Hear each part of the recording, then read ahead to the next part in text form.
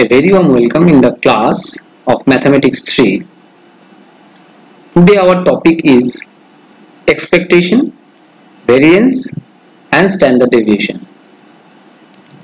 Myself Rupak Bhattacharjee, Assistant Professor, Department of Mathematics, JIS College of Engineering.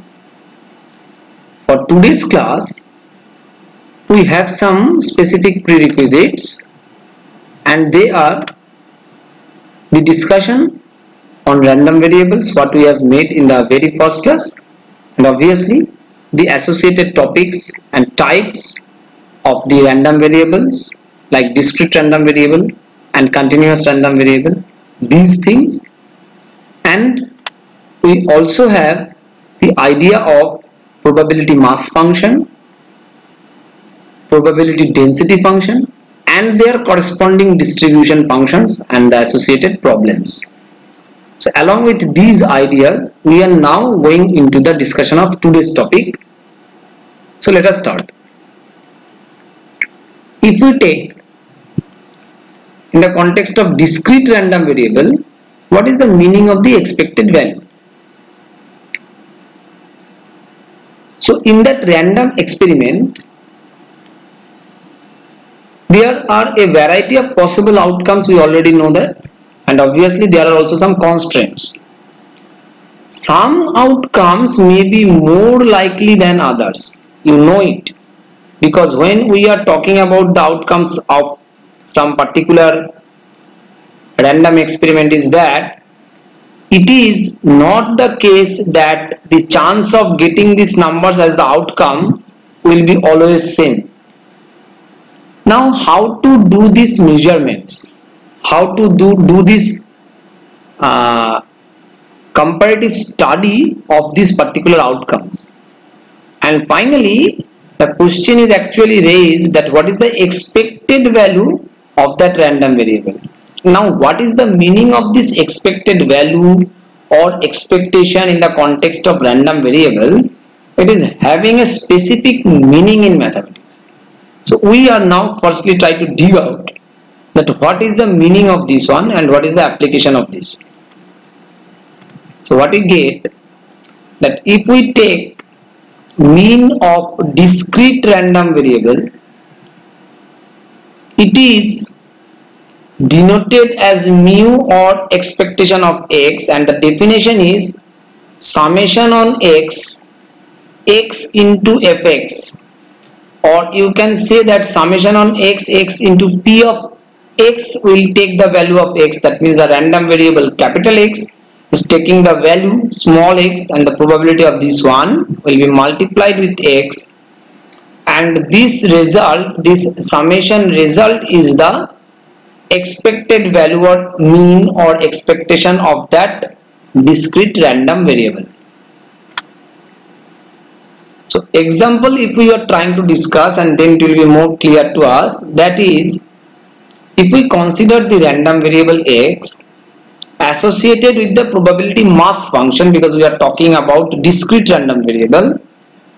So x is equal to 0, for that it is associated with 0.2, x is 1 it is 0.3, and x is 2 it is 0.5. so what are the values it is taking?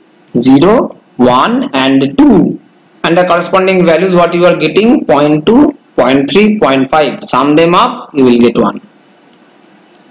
Now the expected value of x or x by the definition above, means this one, is 0 into p of x equal to 0 plus, for this summation sign, 1 into p of x equal to 1 and 2 into p of x equal to 2. So if we check that p of x equal to 0, it is already given 0.20, p of x equal to 1 it is 0.30, and p of x equal to 2 it is 0.50, then this calculation gives us the value 1.30. So this is the expected value of x in this discrete random variable. Clear? So if we proceed further, we see that though the possible values of x are 0, 1, 2, the expected value is closer to 2 because 2 is more or heavily weighted or more likely to occur. Thus, expectation of x is 1.30. Why not? Because 0, 1 and 2, when you are thinking in the previous example, it was 0.2, it was 0.3, it was 0.5. So what is the inclination? Inclination is within 2 and the inclined part is at 1.30. That means this is the area. Okay, and this is judged or calculated by the calculation of mean according to the formula what is given for discrete random variable. Now the mean of that discrete random variable x is a weighted average of the possible values of x with the weights equal to the probabilities, because we are actually taking the linear combination of all these where these coefficients are nothing but the probabilities associated with this particular outcomes. So what we see, the probability distribution can be viewed as a loading with a mean equal to the balance point shown in the dark triangle, that means this one. Part A and B above illustrate equal means from very different loading or distributions. Please try to imagine. This is a balance. You have 1 kg, you have 1 kg balanced. This is a balance. You have 2 kg, you have 1 kg. This will also be balanced. And this is a balance where you have 1 kg, 1 kg and you have 2 kg over here, and it can be balanced. So not only the balancing tip but also the balance, its positions, its weights, and not only these weights, you can think about the balancing tip's position which is not in the middle but it can shift and it can balance to different weights by shifting the balancing tips. This is actually done over here. Look at this. Here the balancing tip is at 6 point something. Here also the balancing tip is also at 6 point something. But both the cases the balancing is done in different distribution, but ultimately their mean is coming as something like that.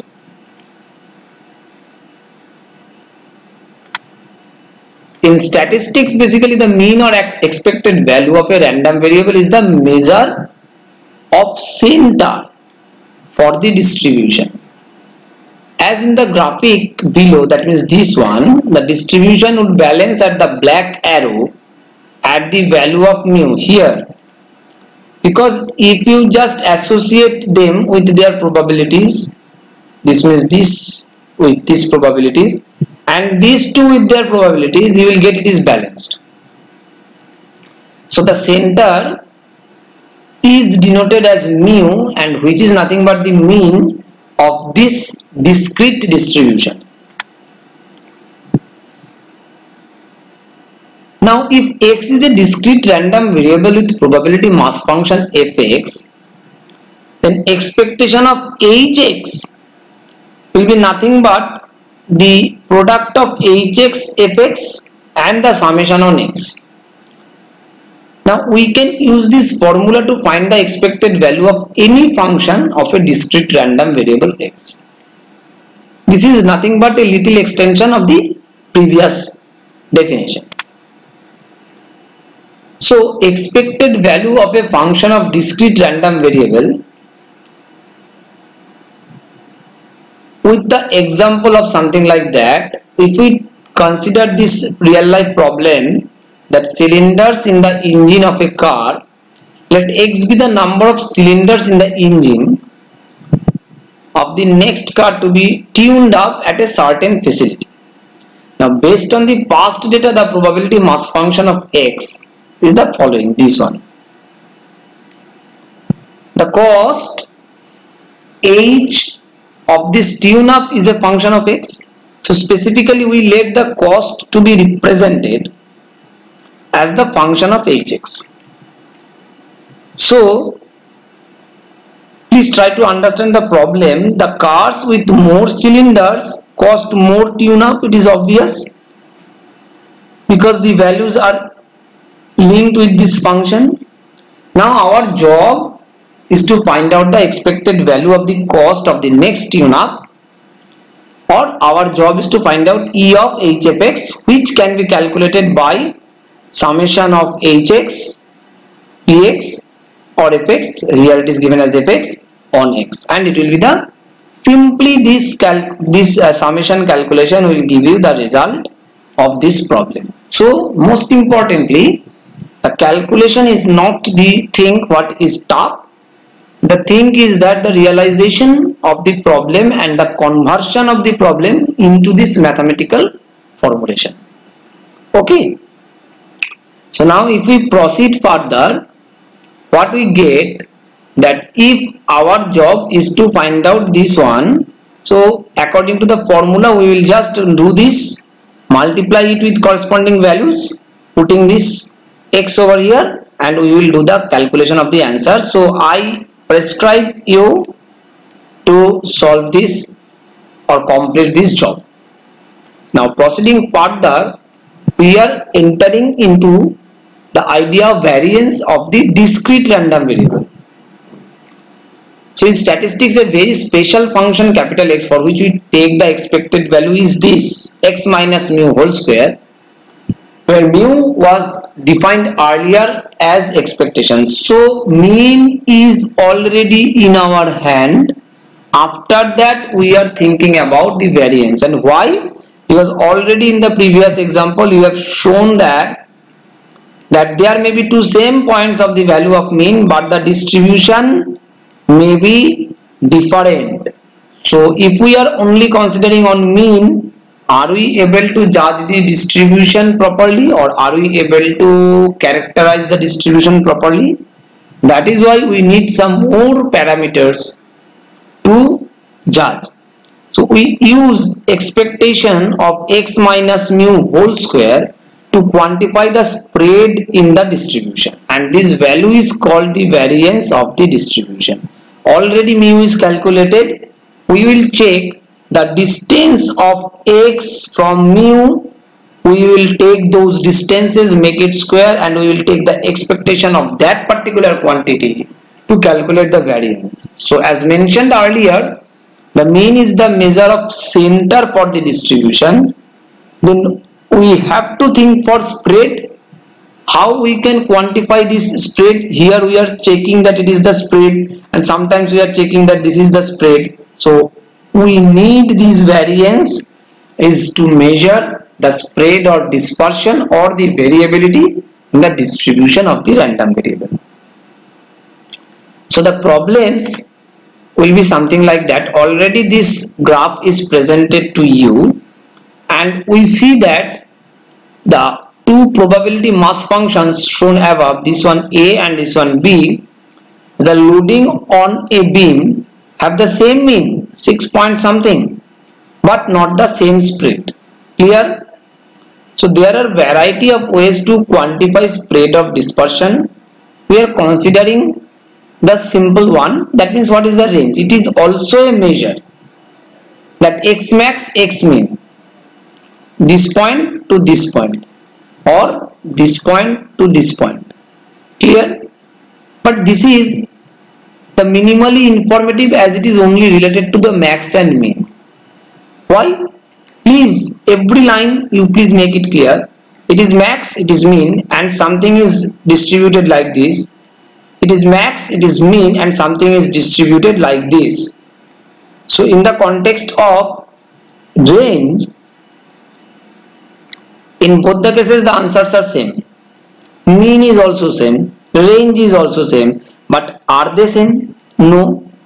So for that we need some more information to be calculated by some other means so that we can justify the difference between these two distributions.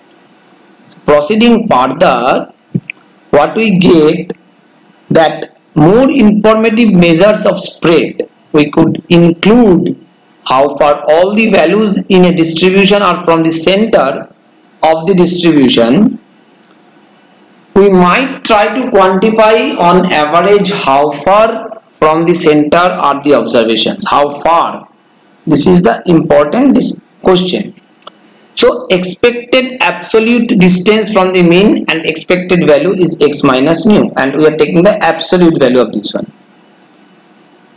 But probably the most often used variability measure is the variance of the distribution. These are also there, but we have to go for the variance. So the definition of variance for a discrete random variable is the variance of x, we are denoting it by sigma square or Vx, that it is nothing but the expectation of x minus mu whole square, which is nothing but after distribution we will get that these two are same or consistent, expectation of x square minus mu square.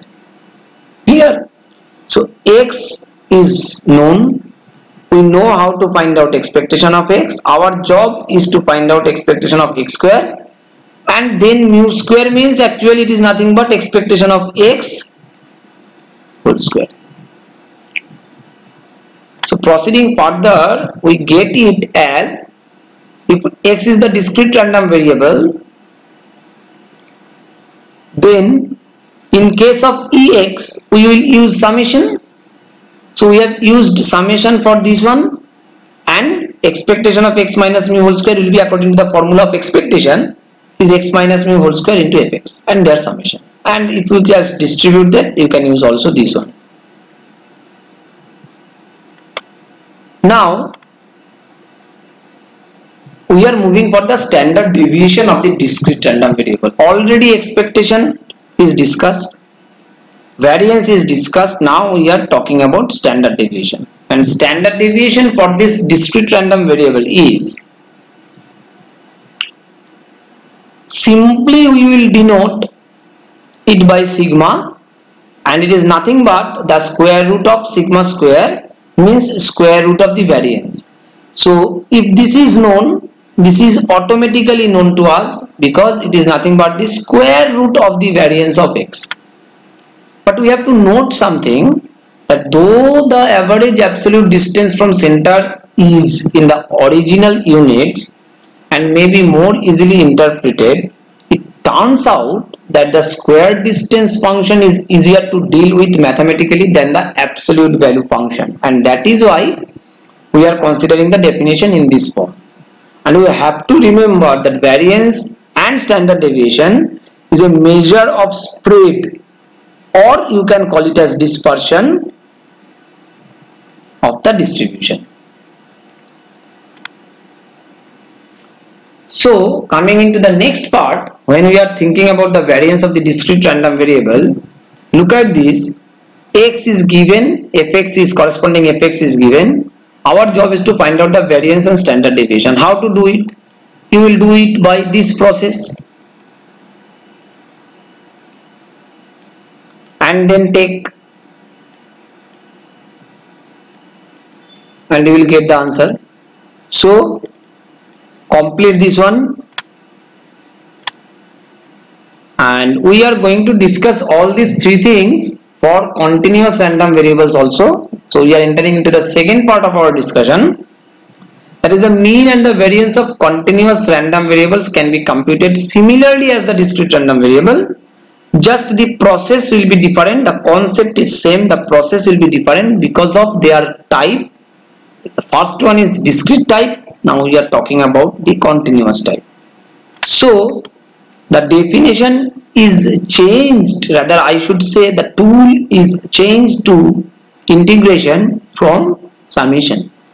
So if we suppose that x is the continuous random variable with probability density function, in the previous case it was probability mass function, the mean or expected value of x denoted as the same notation, but the calculation technique is minus infinity to infinity x into fx dx, as it is a continuous one.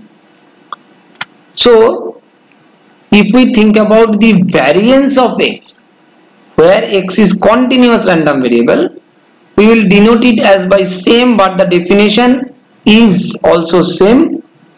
Calculation technique is little bit changed here.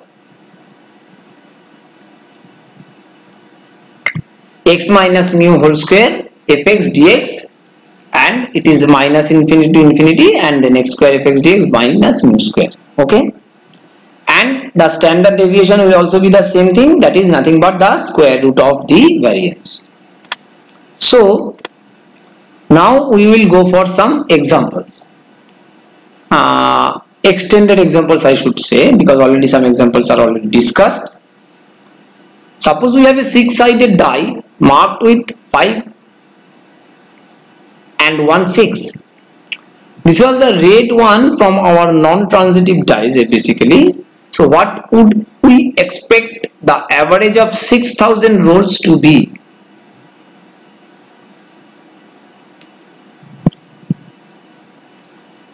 Before entering into the problems or the solution, you please make it clear the question. The question is that we have 6-sided die marked with 5 5s, 3s and 1 6. Our job is to find out the expected value of the average of 6,000 rolls. So look at this, how the problem is proceeded. If we knew the value of each roll, we could compute the average by summing the 6,000 values and dividing by 6,000. But is it practically possible? And more importantly, without knowing the values, we can compute the expected average also as follows, without knowing the values. So this is the application of this problem.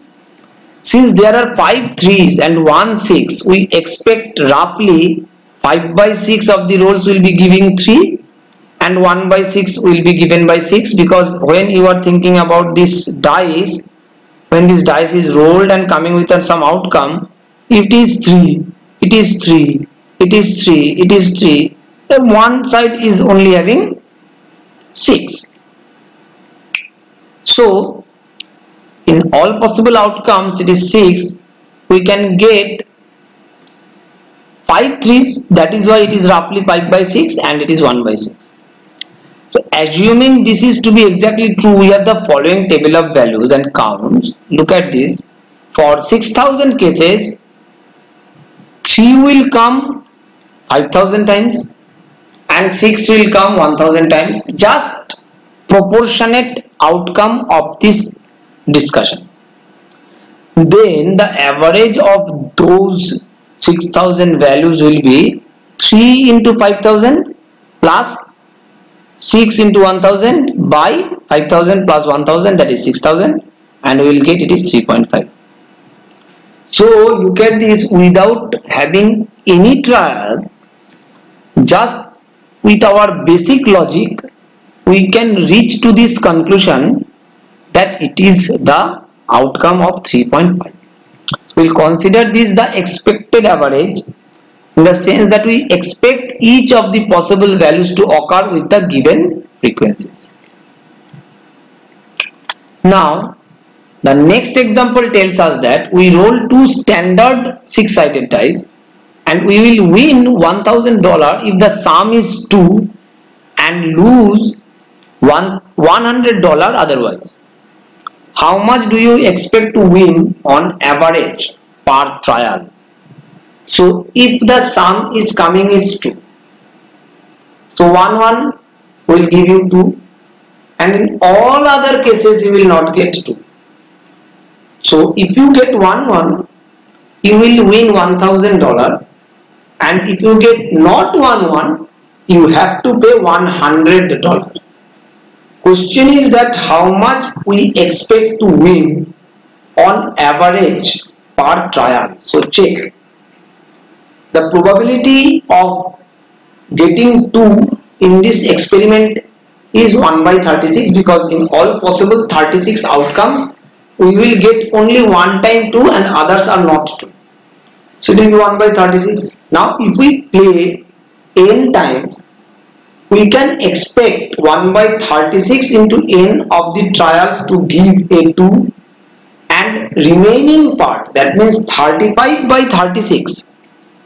What is the remaining part? Remaining part will be 35 by 36, because 1 minus 1 by 36 will be 35 by 36 into n, because total number of trials is capital N, and this will give us something else, means not 2. So our expected winning will be $1,000 to be achieved for n by 36 case, and $100 lose for 35 by 36 into n cases. So we will get the expected average per trial if we divide it by n.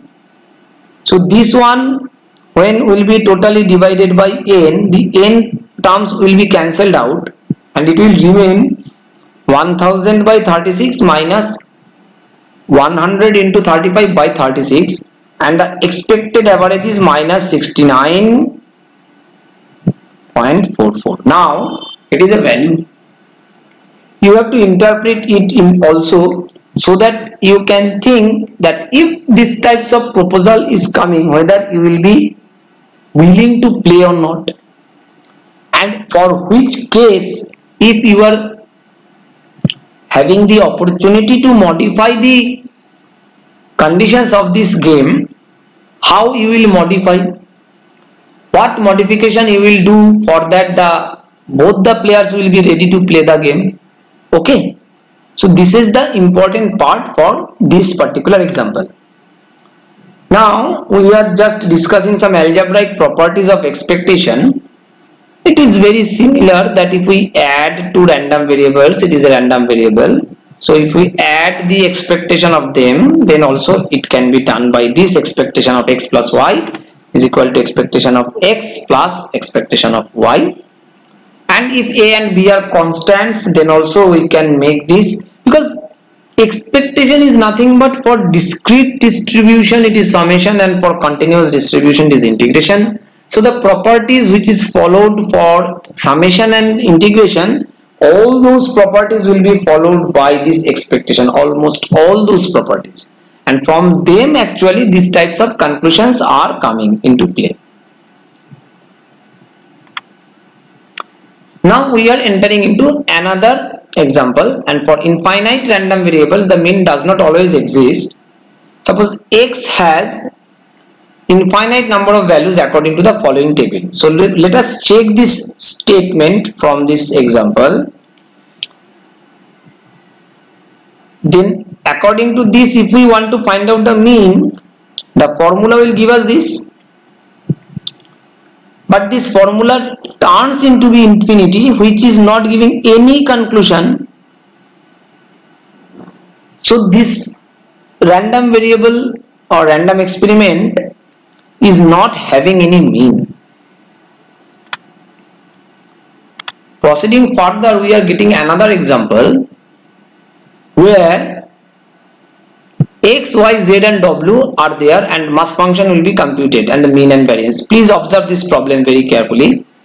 This is the value and its associated mass function is given for x, then y, then z and then w. All these are given. And look at this. This is the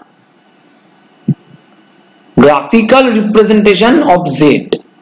Z is where this. Look at this. At 1 it is 5 by 10. At 5 it is 5 by 10. So it is okay. And remainings are 0.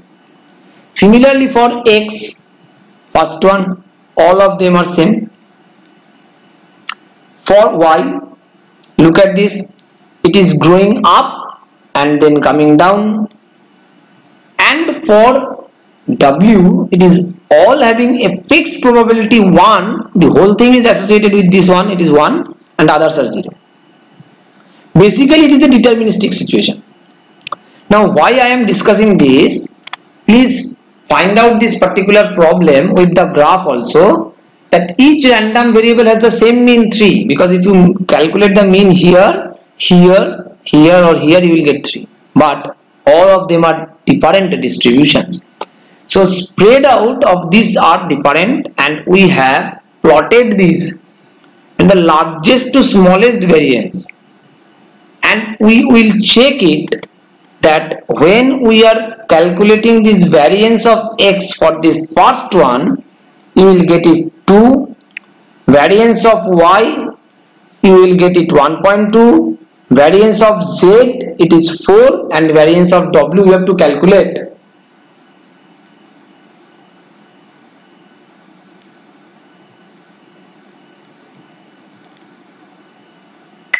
So this 2, this 1.2, this 4, all these are having interpretations over there.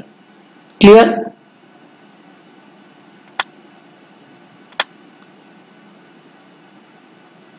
Now the most useful properties for computing variance are, they are independent. If x and y are independent, then variance of x plus y will be variance of x plus variance of y. And if there are constants, the constants will be taken outside by making it a square, and variance of x is already known to us that it is the definition of this one.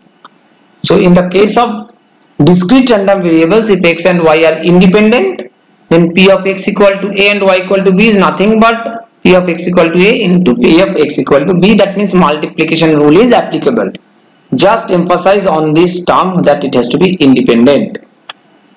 Now expected value of the continuous random variable when summing up all these discussions and examples. We have already discussed that if it is a continuous random variable, the expected value will be coming with the integration sign, and for the discrete random variable it is as just comparable to this, both of them.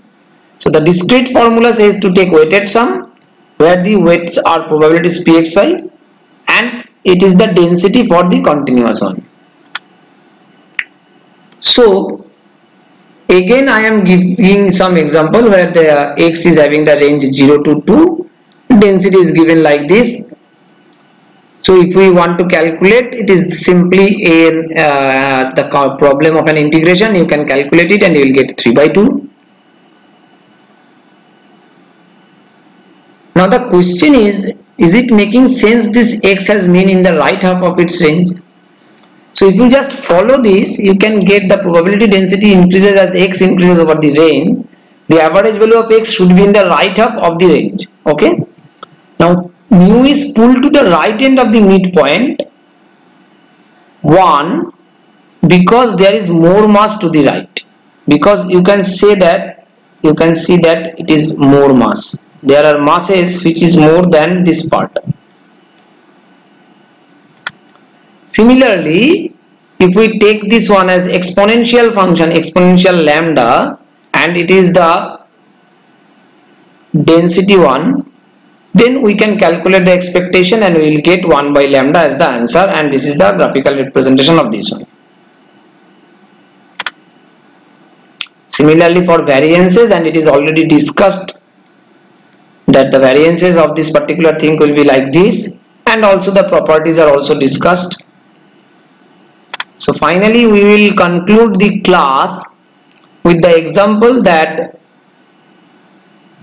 if x is with this exponential distribution, then with the previous problems we can associate it that x, then lambda e to the power minus lambda x, this is the distribution function, density function. So after doing the calculation of this improper integral, one point I want to say, please make one revision of improper integral also, because sometimes you need it for the calculation of exponential expectations and variance.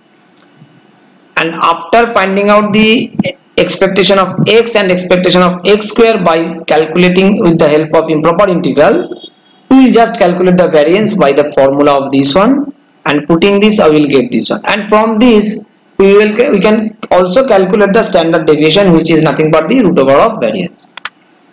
So in this manner we are going to complete this class for this part. It is a lengthy one because we have discussed mean, variance, standard deviation for discrete as well as continuous cases. So 6 cases are discussed, and these are taken from this particular courses and the resources. And finally these are the assignments for you which you have to solve for boosting up your idea in this part. So I want to thank you all. Happy listening, happy learning.